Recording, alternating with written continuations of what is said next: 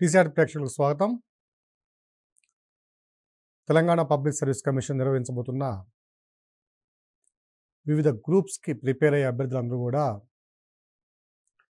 టీసాట్ నెట్వర్క్ని ఉపయోగించుకోవడం మా సంతోషదాయకం.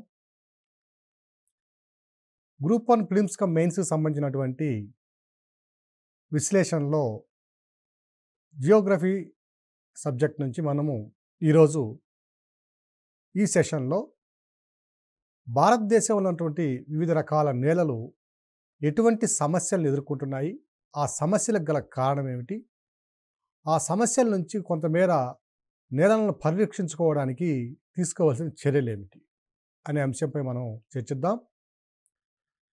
భారతదేశంలో ఉన్న నేలలను కనుక మనం పరిశీలించినట్లయితే అధిక భాగంలో ఉన్నటువంటి నేలలు ఒండ్రుమట్టి నేలలు. ఈ ఒండ్రుమట్టి నేలలు అన్నీ కూడా అధికంగా నదీ ముఖద్వారాల వద్ద తీర ప్రాంతాలలో మనం గమనించవచ్చు. ఈ నేలలు కనుక మనం పరిశీలించినట్లయితే ఈ నేలలు ప్రధానంగా ఎదుర్కొంటున్న సమస్య అధికంగా వినియోగంలో ఉండడం, నీటి వస్తువులు అధికంగా ఉండడం, సారవంతమైన నేలలు కావడంతో ఈ నేలలో పంటల సాంద్రత లేదా పంటల యొక్క ఒత్తిడి అనేది అధికంగా ఉన్నట్టు మనం గమనించవచ్చు. ఫలితంగా అధిక దిగుబడుల కోసం మనం వాడుతున్నటువంటి ఫెర్టిలైజర్స్ కానివ్వండి, పెస్టిసైడ్స్ కానివ్వండి, భూగర్భ జలాలు కానివ్వండి, ఇవన్నీ కూడా ఆ ప్రాంతం యొక్క సహజత్వాన్ని, అంటే ఈ ఒండ్రుమట్టి మైదానాల యొక్క సహజత్వాన్ని సాధారణంగానే దెబ్బతీస్తున్నాయి. ఇక వీటితో పాటుగా మనం పరిశీలించినట్లయితే మొదటి కారణం సాయిల్ ఎరోజన్, అంటే నేల క్రమక్షయం అనేది ప్రధానంగా ఎదుర్కొంటున్నటువంటి సమస్య. దీని తరువాత రెండవ ప్రధాన సమస్య ఫెర్టిలిటీ లాస్, అంటే సారాన్ని కోల్పోవడం లేదా తన యొక్క బలాన్ని కోల్పోవడం, ఫెర్టిలిటీ కోల్పోవడం. ఇక మూడవది డెజర్టిఫికేషన్ అండి, అంటే ఎడారీకరణ. ఎందుకు ఎడారీకరణ జరుగుతుంది అనేది పరిశీలిద్దాం. ఇక నాలుగవ కారణం కనుక పరిశీలించినట్లయితే వాటర్ లాగింగ్, అంటే నీరు నిలువ ఎక్కువగా ఉండడం, నీరు నిలువ ఎక్కువగా ఉండడం. ఇక ఐదవ దాన్ని కనుక పరిశీలించినట్లయితే సెలనిటీ అండ్ ఆల్కలినిటీ అనేది ప్రధానమైనటువంటి సమస్య. సెలనిటీ అండ్ ఆల్కలినిటీ అనేది ఒక సమస్య. అలాగే వేస్ట్ ల్యాండ్స్ ఉండడం కూడా ఒక రకంగా మనం సమస్యగా భావించవచ్చు. వీటితో పాటుగా పట్టణీకరణ, అంటే అర్బనైజేషన్ అండ్ ట్రాన్స్పోర్టేషన్, అంటే అవస్థాపన సౌకర్యాల కోసం మనం ఉపయోగించడం, ఆ నేలను అవస్థాపన సౌకర్యాలు ఉపయోగించుకునే క్రమంలో మనం చేస్తున్నటువంటి పొరపాట్లు, ఇవి ప్రధానంగా ఉన్నటువంటి సమస్యలు. ఇక మొదటిదైనటువంటి సాయిల్ ఎరోజన్, నేల క్రమక్షయాన్ని కనుక మనం పరిశీలించినట్లయితే దీనికి గల కారణాలు సహజమైన కారణాలు ఉన్నాయి, న్యాచురల్ ఫ్యాక్టర్స్ ఉన్నాయి, ఆంథ్రోపోజెనిక్ ఫ్యాక్టర్స్, మ్యాన్మేడ్ ఫ్యాక్టర్స్ కూడా ఉన్నాయి. సో మొదటి కారణం కనుక చూసినట్లయితే సాయిల్ ఎరోజన్ అనేది మనం కనుక గమనించినట్లయితే దీనికి సాధారణంగా సహజ కారణాలు కనుక మనం పరిశీలించినట్లయితే నేలలో తేమ శాతం తగ్గిపోయినప్పుడు ఆ నేల గుల్లబారిపోవడం, ఫలితంగా సాయిల్లో ఉన్నటువంటి ఇసుక రేణువులు ఇవన్నీ కూడా మళ్ళా దాంతో ఉన్నటువంటి మెత్తటి మట్టి కూడా విడిపోయి, మెత్తటి మట్టి ఏదైతే ఉందో, మన్ను ఏదైతే ఉన్నదో అది క్రమక్షయానికి, అంటే వాయు క్రమక్షయానికి లేదా నీటి క్రమక్షయానికి తోడు కావడం వల్ల కొంతమేర అది ట్రాన్స్పోర్ట్ చేయబడుతుంది, సాయిల్ ఎరోజన్. సో అదొక ప్రధాన కారణం. రెండవది అటవీ సంపదలో ఉన్నటువంటి వ్యత్యాసాలు. సో అడవుల్లో నరికివేయడం వల్ల సాయిల్ ఎరోజన్ అనేది మనకు సాధారణంగా జరుగుతుందనే విషయం మనకు తెలిసిందే. అలాగే నీరు అధికంగా ప్రవహించడం, అంటే వరదల గురి కావడము, లేదా అధిక నీటిపారుదల ఉన్న ప్రాంతాలలో పైన ఉన్నటువంటి లేయర్స్ తొలగిపోవడము, ఇలాంటివన్నీ కూడా, అంటే న్యూట్రియన్స్ పోవడం, ఇవన్నీ కూడా సాయిల్ ఎరోజన్ కావడానికి కారణాలు. వీటితో పాటుగా అధికంగా దుక్కి దున్నడం, అంటే అది లోతుకు దుక్కి దున్నడం కూడా సాయిల్ ఎరోజన్కి కూడా కారణమవుతుంది. దుక్కి దున్నే సందర్భంలో మనము అధిక లోతుకు దున్నినట్లయితే పైన ఉన్న మూలకాలు కిందకి, కింద ఉన్న మూలకాలు లోపలికి రావడం వల్ల కూడా అవి క్రమక్షయానికి గురయ్యి వాటి యొక్క సహజత్వాన్ని కోల్పోవడం అనేది మనం గమనించవచ్చు. సో ఈ సాయిల్ ఎరోజన్ అనేది ఎక్కువగా మనం ఎక్కడ చూడొచ్చు అంటే నార్త్ వెస్టర్న్ పార్ట్ ఆఫ్ ఇండియాలో ఆరావళి పర్వత ప్రాంతానికి ఆరావళి పర్వత ప్రాంత సమీప పరిసర ప్రాంతాల్లో మనం సాయిల్ ఎరోజన్ని చూడవచ్చు. బెస్ట్ ఎగ్జాంపుల్ మనకి భారతదేశంలో థార్ ఏడాదిని మనం ఉదాహరణగా చెప్పుకోవచ్చు. ఈ కారణాలన్నిటితో పాటుగా ఓవర్ గ్రేజింగ్ అంటే అధికంగా పశువుల్ని మేపడం అనే ప్రక్రియ, ఓవర్ గ్రేజింగ్, అలాగే షిఫ్టింగ్ కల్టివేషన్. అంటే పోడు వ్యవసాయం చేయడం. పోడు వ్యవసాయం అంటే ఉన్నటువంటి అటవీ ప్రాంతాల్లో కొంత ప్రాంతాన్ని తగులబెట్టడం, ఆ తగులబెట్టిన తర్వాత దాన్ని చదును చేసుకోవడం, వాటిలో మనం మరలా వ్యవసాయం చేసుకోవడం షిఫ్టింగ్ కల్టివేషన్. లేదా అటవీ ప్రాంతాల నుండి కొండ ప్రాంతాల్లో, ఏటవాల ప్రాంతాల్లో వాటిని జంగిల్ని క్లియర్ చేయడం, క్లియర్ చేసిన ప్రాంతాల్లో మనం పంటలను పండించడం, మరలా కొన్ని సందర్భాల్లో కొన్ని సంవత్సరాల తర్వాత మరలా ఆ నేలలో సారం కోల్పోయిన తర్వాత మరలా ఆ నేలలో వదిలి మళ్ళీ ఇంకో నేలకి పరిగెత్తడం. సో ఇవన్నీ కూడా ఓవర్ గ్రేజింగ్, షిఫ్టింగ్ కల్టివేషన్ కూడా నేలలు క్రమక్షయం చెందడానికి ప్రధానమైన కారణాలుగా మనం గమనించవచ్చు. ఇక రెండవ కారణాన్ని కనుక మనం పరిశీలించినట్లయితే న్యూట్రియంట్ మైనింగ్ అంటే ఫెర్టిలిటీ లాస్, సహజత్వాన్ని కోల్పోవడము. ఫెర్టిలిటీ లాస్ అంటే సారాన్ని కోల్పోవడం, సారాన్ని లేదా సారవంతమైనటువంటి స్వభావాన్ని కోల్పోవడం. దీనికి గల కారణాలు మనం చూసినట్లయితే పైన ఉన్నటువంటి పోషకాలు ఏవైతే ఉన్నాయో, న్యూట్రియంట్స్ ఏమైతే ఉన్నాయో ఆ న్యూట్రియంట్స్ లాస్ కావడం. దీనికి రెండు కారణాలు ఉన్నాయి. న్యూట్రియంట్స్ లాస్ కావడానికి గల కారణం అంటే పోషకాలు కోల్పోవడం గల కారణాలను పరిశీలిస్తే రెండు కారణాల్లో మొదటిది మనం వేసేటటువంటి పంట నేలలో ఉన్నటువంటి న్యూట్రియంట్స్ అన్నిటినీ అధికంగా తీసుకునే పంట కావడం, పంటకి అవసరమైనటువంటి న్యూట్రియంట్స్ నేలలో లేకపోవడం, ఉన్నటువంటి న్యూట్రియంట్స్ అది లాగేయడం. అది ఒక కారణం అయితే, రెండవ కారణము న్యూట్రియంట్స్ కోల్పోవడానికి గల కారణం ఏమిటంటే ఇంబ్యాలెన్స్ ఫెర్టిలైజేషన్. అంటే మనం వాడవలసిన మూలకాలు వాడకుండా వేరే వాడడం. అంటే మృత్తికల యొక్క స్వభావాన్ని మనం తెలుసుకోకుండా, దానికి ఏ మూలకాలు అవసరమో తెలుసుకోకుండా మనకి ఉన్నటువంటి జ్ఞానం, మిరిమిడి జ్ఞానంతో ఉన్నటువంటి తెలియనటువంటి అశాస్త్రీయంగా ఉన్న పద్ధతుల్లో ఏ మూలకాలు అవసరమో అవి కాకుండా వేరే మూలకాలను అందించడం ద్వారా కొంతమేర న్యూట్రియంట్స్ లాస్ కావడం జరుగుతుంది. దీనికి ఇంకొక కారణం కూడా ఏమిటంటే హై ఈల్డింగ్ వెరైటీస్ని వాడడం కూడా దీనికి ప్రధాన కారణంగా మనం గమనించవచ్చు. సో ఫెర్టిలిటీ లాస్ కావడానికి, సారాన్ని కోల్పోవడానికి న్యూట్రియంట్స్ అనేవి ప్రధానము. ఈ న్యూట్రియంట్స్ కోల్పోవడానికి రెండు ప్రధాన కారణాలు ఉన్నాయి.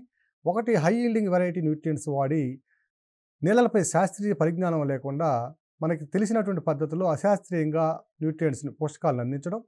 రెండవది నేలలో ఉన్నటువంటి పోషకాల యొక్క స్వభావము పరిశీలించకుండా ఆ పోషకాలను అధికంగా శోషించుకునేటువంటి మొక్కల్ని మనం లేదా పంటల్ని మనం ఆ ప్రాంతాల్లో సాగు చేయడం అనేది ప్రధాన కారణంగా భావించవచ్చు. ఇక మూడో ఒక ప్రాబ్లం కానీ చూసినట్లయితే డెజర్టిఫికేషన్ అంటే ఎడారీకరణ. నేలలు ఎదుర్కొంటే ప్రధానమైన సమస్యలో ఇంకొకటి డెజర్టిఫికేషన్. ఈ ఎడారీకరణ జరగడానికి గల కారణం ఏమిటంటే ప్రధాన కారణం ఏదో ఒక ప్రాంతంలో, ఆ భౌగోళిక ప్రాంతంలో వర్షపాత విలువలు తక్కువగా ఉండడం అనేది ప్రధాన కారణంగా మనం భావించవచ్చు. భారతదేశం యొక్క మొత్తం నేలల్లో 25% నేలలు ఆల్రెడీ మనకి ఎడారీకరణ జరగడం అనేది అయిపోయింది. ఎడారీకరణ జరిగిపోయింది. ఇంకా 32% నేలలు ఎడారీకరణ జరిగే ప్రాసెస్లో ఉన్నట్లుగా మనకి అధ్యయనాలు తెలియజేస్తున్నాయి. సో భారతదేశంలో ఉన్నటువంటి నేలల్లో ఒక 1/4 land, 25% of the land already have been desertified. ఇక మిగిలినటువంటి 32% నేలలు ఇవి ఎడారీకరణ జరుగుతూ ఉన్నాయి. మొత్తం 329 మిలియన్ హెక్టేర్లలో దాదాపుగా 82 మిలియన్ హెక్టేర్స్ మనకి ఎడారీకరణ జరిగినట్టుగా, ఎడారీకరణ ప్రాసెస్లో ఉన్నట్టుగా మనకి శాస్త్రీయ అధ్యయనాలు మనకి తెలియజేస్తున్నాయి. ఈ ఎడారీకరణ జరగడానికి గల కారణం ఏమిటంటే ఆయా ప్రాంతాల్లో వర్షపాతం తక్కువగా ఉండడం, వర్షపాతం తక్కువగా ఉన్న ప్రాంతాలతో పాటుగా మనం డెజర్టిఫికేషన్ జరగడానికి ప్రధాన కారణం అడవుల్ని నిర్మూలించడం. భారతదేశంలో ఉన్న నేలలు ఎదుర్కొంటున్న సమస్యల్లో 4వది వాటర్ లాగింగ్ అండి. ఇది చాలా సందర్భాల్లో మనం చూస్తున్నాం. వాటర్ లాగింగ్ అంటే నేలలు నీటితో నింపబడడం, నీటితో నింపి ఉండబడడం, ఎప్పుడూ కూడా చాలా అధిక కాలం పాటు నీటితో నింపబడడం. ఈ వాటర్ లాగింగ్ అనే సమస్యను మనం ప్రధానంగా గంగా నది హరివాణంలో, దాని యొక్క ఉపనది ప్రాంతాలలో మనం గమనించవచ్చు. సాయిల్‌లో ఉన్నటువంటి వాటర్ లెవెల్ హై ఆరిజాన్‌లో అంటే పైన ఉన్నటువంటి పొరల్లోనే ఉండడం. వర్షాకాలం లేదా ఋతుపవన ప్రాంతంలో ఈ పైన ఉన్నటువంటి నీరు ఉబికి రావడం.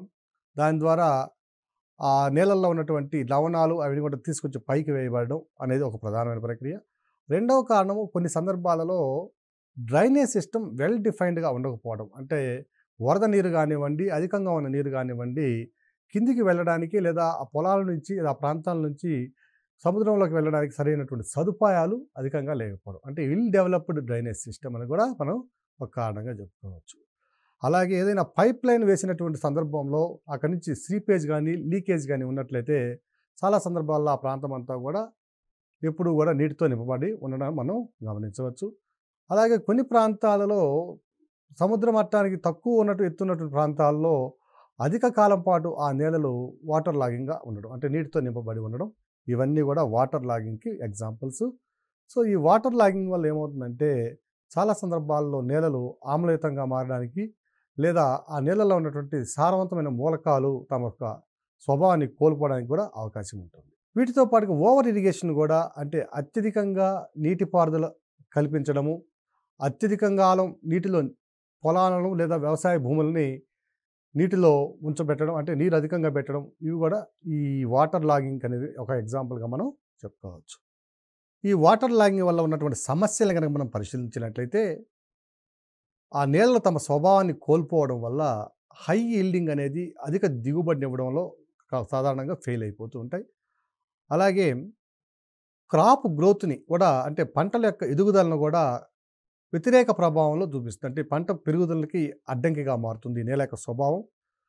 భవిష్యత్తులో ఈ నేలలన్నీ కూడా సెలన్ సాయిల్స్ గానీ, ఆల్కలైన్ సాయిల్స్‌గా గానీ, లేదా అసిడిక్ సాయిల్స్‌గా గానీ మారడానికి అవకాశం ఉంటుంది. ఇక దాని తర్వాత వచ్చినటువంటి సమస్య చూసినట్లయితే సెలనిటీ అండ్ ఆల్కలినిటీ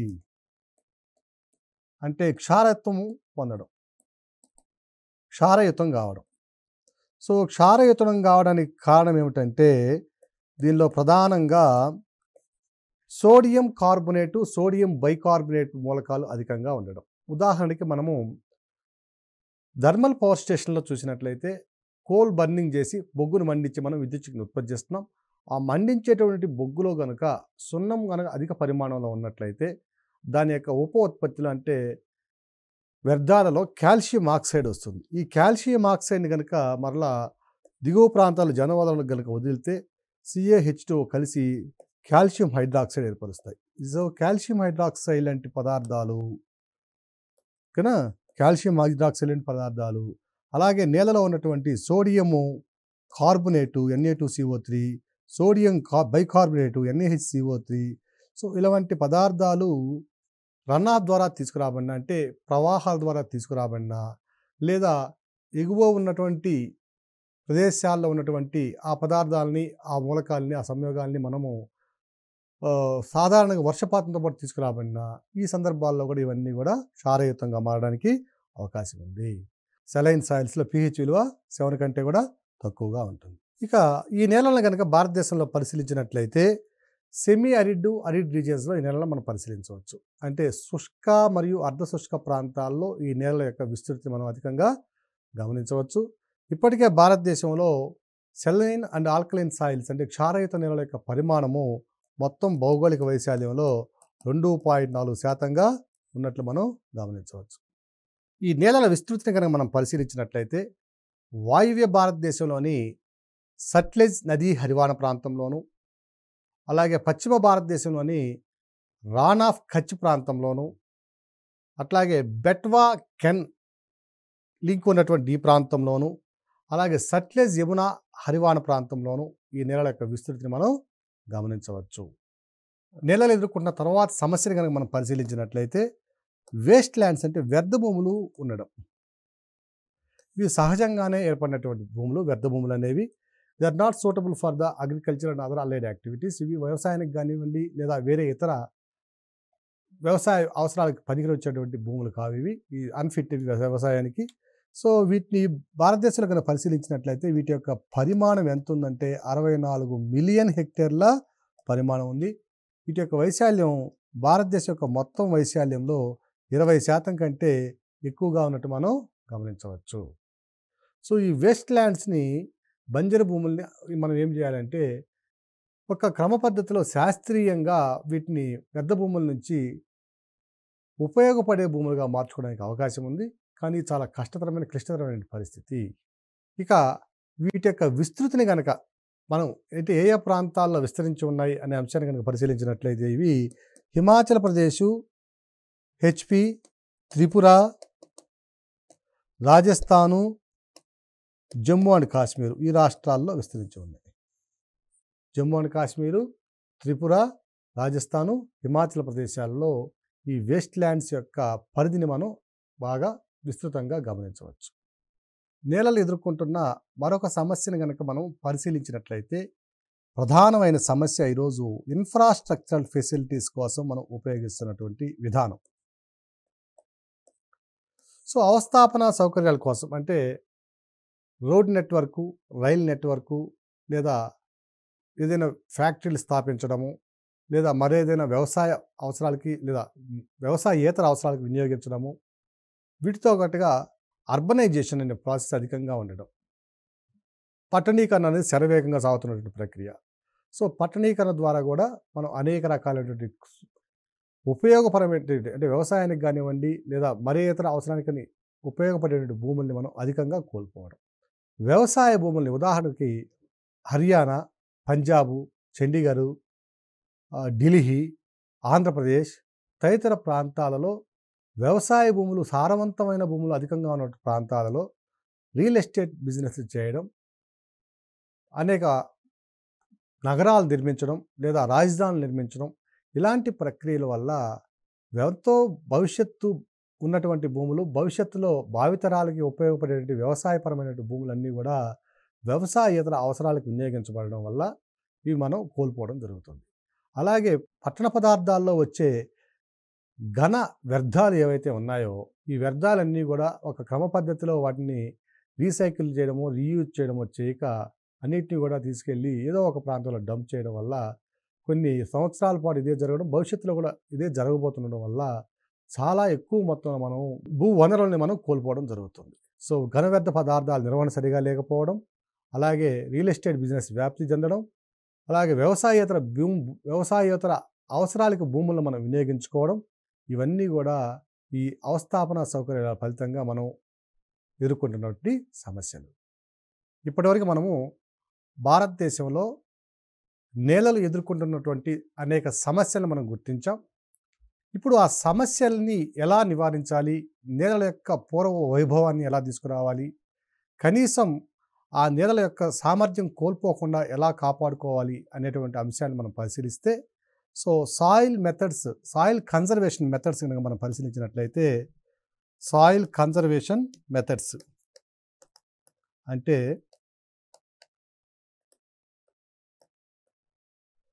నేలల పరిరక్షణ పద్ధతులు. సో ఈ నేలల పరిరక్షణ కొరకు సహజంగానే మనము కొన్ని పద్ధతులను పాటించినట్లయితే చాలా వరకు వీటిని మనం రీక్లెయిమ్ చేసుకోవడానికి అవకాశం ఉంది. అవి ఒకటి క్రాప్ రొటేషన్ చేయాలి. అంటే ఎప్పుడు ఒకే పంటను పండించడం ద్వారా ఆ పొలాలలో లేదా వ్యవసాయ భూముల్లో ఉన్నటువంటి న్యూట్రియంట్స్ కొన్ని చాలా వరకు ఎగ్జాస్ట్ అయిపోతూ అవుతాయి. అంటే చాలా వరకు ఒకే రకమైనటువంటి న్యూట్రియంట్స్ కోల్పోవడం జరుగుతుంది. భవిష్యత్తులో వాటిని రీక్లెయిమ్ చేయాలి అంటే చాలా కష్టతరం అవుతుంది. అందువలన పంటలను కనుక పంట మార్పిడి పద్ధతి కనుక ప్రవేశపెడితే ఏంటంటే ఒక పంట తర్వాత ఇంకొక పంట, వరి తర్వాత మరొక రకమైనటువంటి వేరుశెనగ లేదా జొన్న, మొక్కజొన్న ఇలాంటి పంటలను కనుక మనం క్రాప్ రొటేషన్ కనుక చేయగలిగినట్లయితే ఆ నేలలు సహజంగానే మరలా తమ యొక్క పూర్వ వైభవాన్ని లేదా తమ పూర్వమైనటువంటి సారాన్ని పొందడానికి అవకాశం ఉంటుంది.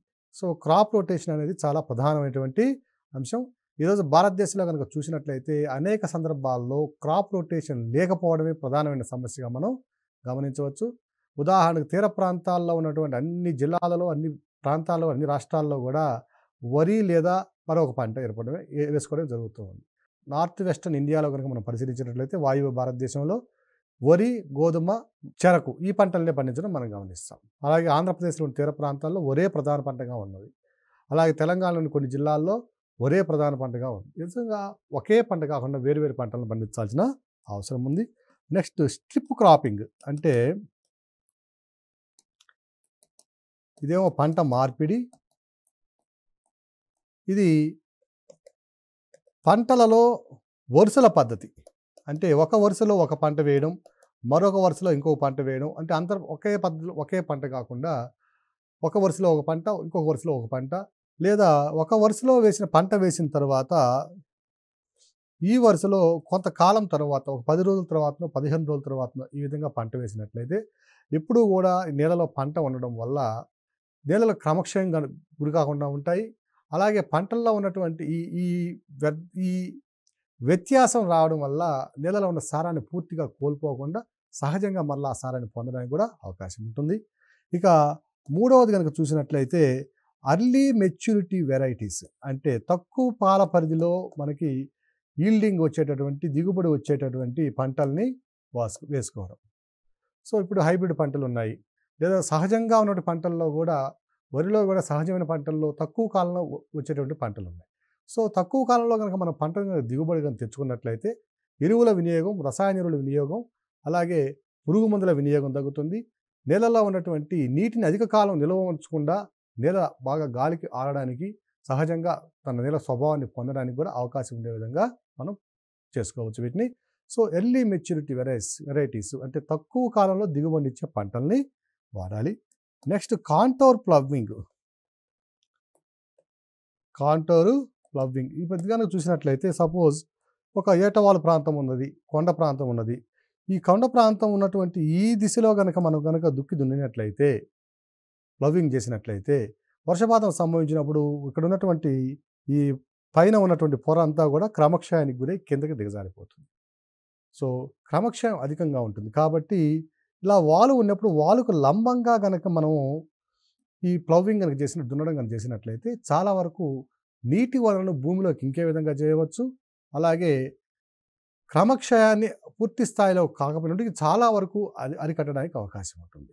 అలాగే వీటితో పాటు కాంటోర్ బండింగ్ అని మనం చూసినట్లయితే, కాంటోరు బండింగ్ అంటే ప్రతి నిర్దిష్ట దూరానికి ఈ ఏటవాలు ప్రాంతాల్లో మనము బండరాళ్ళను కానీ లేదా సహజంగా అక్కడ లభించేటటువంటి ఏవైతే వనరులు ఉన్నాయో వాటి ద్వారా ఒక చిన్నపాటి గోడ లాంటి నిర్మాణాలను మనం నిర్మించగలిగితే కాంటోర్ బండింగ్ అని చేసినట్లయితే పైన ఉన్నటువంటి ఏదైతే ఉన్నదో ఆ మన్ను ఈ క్రమక్షయానికి గురై కిందకు రాకుండా చాలా వరకు అక్కడ ఆగిపోయే పరిస్థితి కూడా ఉంటుంది. ఈ విధంగా కూడా మన నేలల్ని క్రమక్షయానికి గురి కాకుండా, సహజత్వాన్ని కోల్పోకుండా మనం చాలా వరకు పరిరక్షణ చేసుకోవడానికి అవకాశం ఉంది. ఇక షిఫ్టింగ్ కల్టివేషన్ ఏదైతే ఉందో దాన్ని ఆపివేయాలి. షిఫ్టింగ్ కల్టివేషన్ చాలా వరకు నేలల క్రమక్షయానికి గురి కావడానికి కారణం ఏమిటంటే మధ్యప్రదేశ్ కానివ్వండి, ఛత్తీస్గఢ్, జార్ఖండ్, అలాగే హిమాలయాల కొన్ని ప్రాంతాల్లో షిఫ్టింగ్ కల్టివేషన్ చాలా ప్రివలెంట్ అండి అక్కడ. ఇప్పుడు గవర్నమెంట్ తీసుకునే ఇనిషియేటివ్ వల్ల చాలా వరకు షిఫ్టింగ్ కల్టివేషను ఆగిపోవడం జరుగుతుంది. కానీ గతంలో ఈ షిఫ్టింగ్ కల్టివేషన్ అనేది చాలా తీవ్రమైన సమస్యగా ఉండేది. ఈ షిఫ్టింగ్ కల్టివేషన్ వల్ల ఆయా ప్రాంతాల్లో కొండవాళ్ళ మీద ఉన్నటువంటి సహజ ఉద్భిద సంపద, నేచురల్గా వచ్చినటువంటి వెజిటేటివ్ కవర్ ఏదైతే ఉందో దాన్ని నిర్మూలించి మరి తగలబెట్టి అక్కడ పంటలు పండించడం వల్ల ఆ పైన ఉన్నటువంటి సారం కొంతకాలానికి అయిపోతే వెంటనే వాటిని వదిలివేసి మరలా వేరే ప్రాంతానికి వెళ్ళడం, దీన్ని షిఫ్టింగ్ కల్టివేషన్ అంటున్నాం.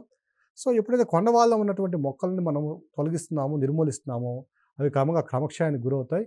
ఈ క్రమక్షయం మరలా అంతటితో ఆకుండా కింద వరకు అంటే చాలా దూరం వ్యాపించడానికి అవకాశం ఏర్పడుతుంది. సో ఈ షిఫ్టింగ్ కల్టివేషన్ ఎట్టి పరిస్థితుల్లో కూడా అలౌ చేయకుండా దాన్ని కనుక బ్యాన్ చేసినట్లయితే, నిర్మూలించగలిగితే మనము దీన్ని సమస్య నుంచి మనం రక్షించబడతాం. అలాగే ploughing the land in right direction. Okay, so నేలల దున్నడంలో సరైన విధానాన్ని అవలంబించడం. నేలను దున్నడంలో సరైన విధానం, ploughing the lands in right direction. ఆయా ప్రాంతాల్లో ఉన్నటువంటి భౌగోళిక పరిస్థితులకు అనుగుణంగా నేలలను ఏ డైరెక్షన్లో దున్నితే మనకి క్రమంగా ఆ వాటర్ లాగింగ్ అనేది లేకుండా ఉండడం, అలాగే వర్షం వచ్చినప్పుడు కిందకి ఆ ప్రాంతంలో ఉన్నటువంటి మన్ను కానీ మిగిలిన పదార్థాలను క్రమక్షయం చెందకుండా ఉండడం. సో ఈ విధంగా చేసినట్లయితే మనం కొంతవరకు నేలల క్రమక్షయాన్ని, నేల యొక్క సహజత్వాన్ని కోల్పోకుండా కాపాడడానికి మనం పరిరక్షించడానికి అవకాశం అనేది ఏర్పడుతుంది. తర్వాత అఫారెస్టేషన్ ప్రోగ్రామ్స్ చాలా ప్రధానమైనటువంటి అంశం ఇది.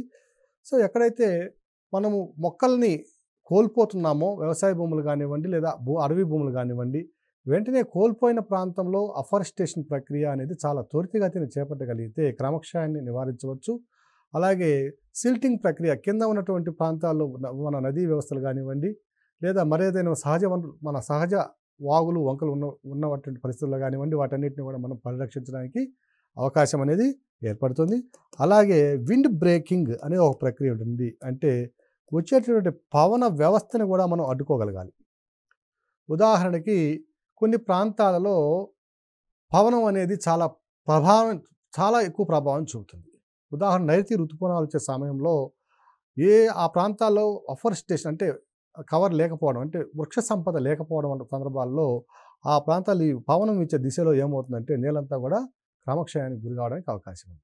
సో విండ్ని బ్రేక్ చేయగలగాలి. వరుసగా ఏదైనా ఒక పద్ధతిలో ఒక విండ్ ఈ విధంగా వస్తే ఈ డైరెక్షన్లో వస్తుంది అనుకోండి, దానికి పర్పెండిక్యులర్గా ఇక్కడ కనుక మనము వరుసగా చెట్లను నాటగలిగినట్లయితే ఈ విండ్ బ్రేకింగ్ అనేది జరుగుతుంది. ఈ పక్కన ఉన్నటువంటి నేల క్రమక్షయానికి గురి కాకుండా మనం కాపాడుకోవడానికి అవకాశం ఉంది. అలాగే ఆర్గానిక్ ఫార్మింగ్ చాలా ప్రధానమైన అంశం. ఇంతకుముందు మనము ఒక 30-40 సంవత్సరాల వరకు కూడా మనకి ఈ పద్ధతిలో మనం ఇప్పుడు వాడుతున్నటువంటి తీవ్రంగా మనం రసాయన ఎరువులు కానీ రసాయన క్రిమిసంహారకాలు కానీ వాడినటువంటి దాఖలాలు లేవు. సో ఈ ఆర్గానిక్ ఫార్మింగ్ని మనం చేపట్టినట్లయితే ఇప్పుడు వస్తున్నటువంటి అనేక వ్యవసాయ పద్ధతులు ఆర్గానిక్ ఫామ్లో అనేక కొత్త నూతన పద్ధతులు మనం చూస్తున్నాం. ఇదే పద్ధతి రేపు సెకండ్ గ్రీన్ రెవల్యూషన్ కూడా ఇదే భూమికి కాబోతుందండి. మనకి సెకండ్ గ్రీన్ రెవల్యూషన్ అవసరమా అనే ప్రశ్న కూడా మనకి చాలా చర్చనీయాంశంగా ఉంది. దీని మీద మనకి ఎస్ఏ క్వశ్చన్స్ రావడానికి అవకాశం ఉంది. అలాగే మరే ఎక్కడైనా కూడా దీని మీద బిట్స్ కానీ అవి రావడానికి కూడా అవకాశం ఉంది. చాలా చర్చ నడుస్తున్నటువంటి అంశం ఇది. సో ఆర్గానిక్ ఫార్మింగ్ కనుక చేయగలిగితే కొన్ని ప్రాంతాలు ఎక్కడైతే మనము నేల యొక్క సహజత్వాన్ని కోల్పోతున్నామో ఆ ప్రాంతాల్లో ఆర్గానిక్ ఫార్మ్ అంటే సహజంగా ఉండేటటువంటి ఎరువులు కన్నా ఆవు పేడ తర్వాత పశువుల పేడ ఇలాంటి వాటిని ఉపయోగించడం, అలాగే కొన్ని ఆధునిక పద్ధతుల్లో శాస్త్రీయతను సమ్మిళితం చేసినట్లయితే కనుక అంటే మనకు అనేక తరాల నుంచి వస్తున్నటువంటి సాంప్రదాయ పద్ధతుల్ని ఆధునికతతో జోడించినట్లయితే ఈ ఆర్గానిక్ ఫార్మింగ్ ద్వారా మనం కూడా అధిక దిగుబడులను సాధించడానికి అవకాశం ఉంది. సో వీటి మీద కూడా కాన్సన్ట్రేట్ చేయాల్సినటువంటి అవసరం ఉంది. ఈ ఆర్గానిక్ ఫార్మింగ్ అధికంగా అవసరమైనటువంటి ప్రాంతాలు ఈరోజు భారతదేశం అంతటా కూడా విస్తరించి ఉన్నాయి. ముఖ్యంగా ఉత్తర భారతదేశ మైదాన ప్రాంతాలు, వాయువ్య భారతదేశం మైదాన ప్రాంతాలు, ఈ ప్రాంతాల్లోని వ్యవసాయ భూములు తమ సహజత్వాన్ని కోల్పోతున్నాయి. కాబట్టి ఇక్కడ అతి త్వరగా ఆర్గానిక్ ఫార్మింగ్ ఇంప్లిమెంట్ చేయాల్సిన అవసరం కూడా ఉంది. ఇక వీటి తర్వాత డ్యామ్స్ నిర్మించడం, ఎక్కడైతే వేటవాల ప్రాంతాలు ఉన్నాయో లేదా నీరు వాలుగా ఉండే ప్రాంతాలు ఎక్కడైతే ఉన్నాయో ఆ ప్రాంతాల్లో చెక్ డ్యాములు నిర్మించడం, చెక్ డ్యాముల ద్వారా నిర్మించినటువంటి వాటిని మరలా పర్యవేక్షించడం, భవిష్యత్తులో వాటికి కావాల్సినటువంటి మరమ్మతులు కొనసాగించడం. సో వీటి ద్వారా కూడా మనం నేల క్రమక్షయాన్ని అరికట్టడానికి అవకాశం ఉంది. నేలలో తేమ సూచీని భూగర్భ జలాలను పెంచడానికి కూడా అవకాశం ఉన్నటువంటి పరిస్థితి మనం ఈ సందర్భంగా గుర్తుంచుకోవచ్చు. ఇక మరొక పద్ధతి చూసినట్లయితే ఇంటర్ క్రాపింగ్ అంటే అంతర పంటలు సాగు చేయడం. ఒకే పంట విత్తకుండా దాంట్లోనే ఒకే వ్యవసాయ భూమిలోనే 2-3 పంటలను వేయడం. ఒకవేళ జొన్న, మొక్కజొన్న, సజ్జలు లేదా కూరగాయలు సాగు చేసినట్లయితే కొంత మిర్చి, టమోటో అలాంటి వేరే రకమైన కూరగాయలు ఇలా అంతర పంటలుగా వేసినట్లయితే మనము చాలా వరకు ఆ నేల యొక్క స్వభావాన్ని కోల్పోకుండా మనం గమనించవచ్చు. అలాగే లెగ్యూమినస్ జాతికి చెందినటువంటి మొక్కలను కనుక మనం ఒకసారి వ్యవసాయం కనుక చేయగలిగితే నేలల్లో సహజంగా ఉండేటువంటి నైట్రోజన్ మరియు ఇతర పోషకాల యొక్క విలువలను కూడా మనం పోకుండా దాన్ని మనం కాపాడుకోవడానికి అవకాశం ఉంది. ఓవర్ గ్రేజింగ్ చెక్ చేయడం అంటే పశువులను మనము వ్యవసాయ భూముల్లో అధికంగా మేపడం వల్ల అవి అనేక రకాలైన క్రమక్షయానికి గురవుతున్నాయి. పశువులు నేలలో తిరగడం వల్ల ఓవర్ గ్రేజింగ్ వల్ల ఉన్నటువంటి ఏదైతే గ్రీన్ లేయర్ ఉందో మనకు పచ్చగడ్డి ఉందో అది పూర్తిగా నిర్మూలించబడినట్లయితే ఆ ప్రాంతాలు క్రమక్షయించడానికి అవకాశం ఉంది. అలాగే అధికంగా నీరు ఉన్నటువంటి ప్రాంతాలలో కూడా గ్రేజింగ్కి అనుమతించకుండా ఆ ప్రాంతాల్ని పశువులు మేపకుండా ఉన్నట్లయితే ఆ నేలలో కూడా కొంతవరకు క్రమక్షయానికి గురి కాకుండా తమ సహజత్వాన్ని కోల్పోకుండా ఉండడానికి అవకాశం ఉంది. సో ఇవన్నీ కూడా సాంప్రదాయబద్ధంగా వస్తున్నటువంటి నేలల పరిరక్షణ పద్ధతులు. సో సాంప్రదాయంగా ఉన్నటువంటి పురాతన పద్ధతులు ఉన్నటువంటి తరతరాల నుంచి మనం అవలంబిస్తున్నటువంటి సహజమైనటువంటి పద్ధతులకు శాస్త్రీయత లేదా ఆధునిక టెక్నాలజీని మనం జోడించినట్లయితే వ్యవసాయ భూముల్ని మరియు ఇతర అటవీ భూముల్ని సంరక్షించుకోవడంతో పాటు వాటి యొక్క స్వభావాన్ని కోల్పోకుండా అవి వ్యర్థ భూములుగా మారకుండా ఉండడానికి ఎన్నో అవకాశాలు ఉన్నాయి. సో ఈ పరిస్థితుల్లో మనము ఆధునిక టెక్నాలజీని అలాగే శాటిలైట్ ఇమేజ్ సిస్టమ్‌లని మనం ఉపయోగించుకొని ఏ ఏ ప్రాంతాల్లో నేలలు దెబ్బతింటున్నాయి, సహజత్వాన్ని కోల్పోతున్నాయి అనే అంశాలను పరిష్కరించి వెంటనే ఆ పరిస్థితి చేయి దాటకముందే తీవ్ర రూపం రాకముందే వాటిని కాపాడుకోవాల్సిన బాధ్యత మన మీద ఎంతైనా ఉంది.